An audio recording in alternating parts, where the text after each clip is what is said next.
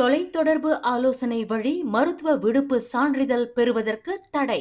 மருத்துவ சங்கம் முழு ஆதரவு.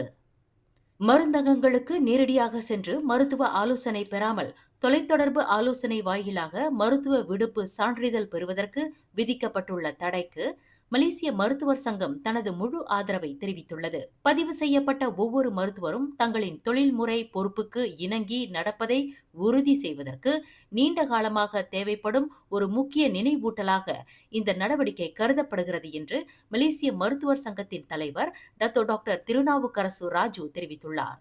மருத்துவ சேவைகளை வழங்குவதில் பெரு நிறுவனமயமாக்கல் மற்றும் வணிக டிஜிட்டல் தளங்கள் அதிக அளவில் செல்வாக்கு செலுத்தி வரும் இவ்வேளையில் தொலைத்தொடர்பு ஆலோசனை வழி மருத்துவ விடுப்பு அங்கீகரிப்பது உண்மையிலேயே கவலை அளிக்கிறது.